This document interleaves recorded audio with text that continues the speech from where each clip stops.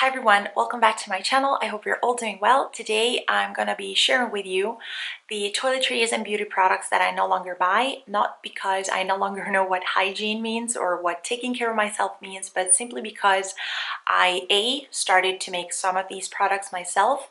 B, I switched to some more sustainable and reusable alternatives of these products, or C, I simply learned to do without them. So I'm just gonna get started and I really hope you enjoy this video. The first thing that I no longer buy and that personally I haven't been buying in more than 2 years is deodorant. I make my own deodorant myself and this is hands down the best deodorant I have ever used. It's cheap, it's easy to make, it's quick, and it works perfectly. Plus, there's no toxic ingredients in it. There's no aluminum. I know exactly what's in it, which is just 3 to 4 ingredients because I make it myself. There's a million recipes online, so if you still haven't tried to make your own deodorant, I highly recommend checking one of those recipes out.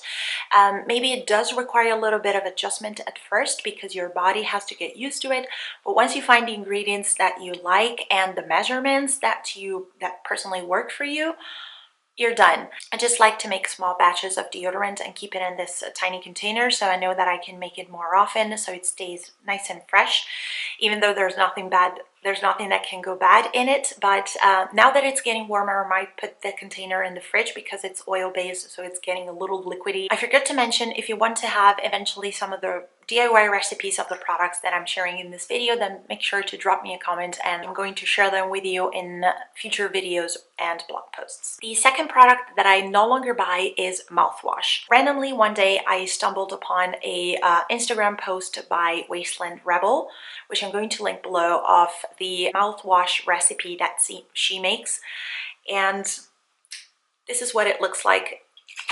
You just need to shake it up before using, but this takes literally 10 seconds to put together, and it works just as fine, and at least I know that I'm not using any toxic chemicals. Plus I'm saving a lot of money because these are ingredients that I constantly have at my house. It does require a few drops of essential oils, so you might want to invest eventually, or at least I choose to invest into some essential oils because I use them not only to make my own mouthwash but also for a bunch of other recipes. So I personally invest every now and then into some essential oils, but at least I know exactly what's in this. I know that it works perfectly. I can just put it together in a matter of seconds. Q-tips and cotton rounds, disposable cotton rounds. They are so wasteful. If I need to clean my ears or I need to clean that little bit of smudge of makeup that happened, whilst I was doing my makeup, then I just simply use my pinky and it works just as fine. And if I have to remove my makeup, then I highly recommend investing into some reusable cotton rounds. I am a terrible sewer, literally the worst, but I made these two by myself, and I know that I can keep on reusing them and rewashing them as many times as I want. And if you don't feel crafty enough, then you can totally find some on Etsy or in local natural cosmetics stores, because these things are becoming more and more popular. But personally, this thing saved me money, not to mention saved me from producing a lot of trash, because if you think about it, you just swipe it on your face for 5 seconds and then you throw them away. And Q-tips are even worse because of the little plastic stick. Face and body scrub. A very good portion of the scrubs that are out there on the market contain little plastic beads, and these little plastic beads, they end up in our oceans and they kill our environment. So you want to stop using them. I'm not a massive face scrub and body scrub user, but when I feel like using some, I can just simply make it myself. I can just open up my pantry and took a bunch of ingredients that I know 100% are always in my house, and I can just make it myself. Recently, I attended the Berlin Travel Festival, well, recently, 2 months ago, and I made a natural cosmetics workshop there, and they taught us how to make a wonderful coffee-based face and body scrub, which I really like. I can basically do it anytime, anywhere I find myself in, because it's just a bunch of pantry ingredients, and if I don't happen to have the exact same ingredients for this recipe, then I know that I can put together a face or body scrub whenever I feel like, even though I don't have the exact same things at home. Another thing that I no longer buy are face moisturizers. Since I moved abroad, my skin is sort of changing, so it's not as it used to be. And personally, I couldn't find a moisturizer that I was really happy about.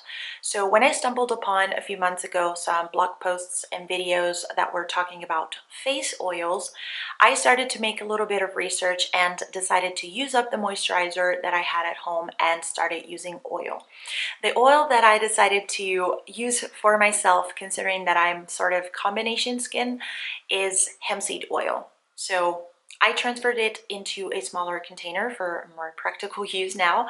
But basically what I do is going to the health food store, I purchase a 100 milliliter bottle, which cost me around 7 to 8 euros, and a little bit goes a long way. So actually that big bottle lasts me for a really long time, and I love the fact that it moisturizes my skin without clogging my pores too much and without feeling too thick on my skin. But I feel that it has improved the condition of my skin. It makes it brighter and it makes it more elastic and more firm, which I really like. So it moisturizes its much more natural way, and I love the fact that I just need to use a tiny bit and my skin still gets the hydration that it needs. Conditioner.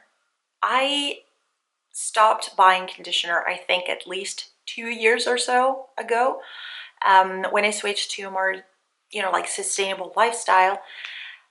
Conditioners, to be honest, they make your hair smell beautiful, they make them shiny, and they detangle. But if you really think about it, there's a bunch of silicones in them, so what you get, it's not a natural result.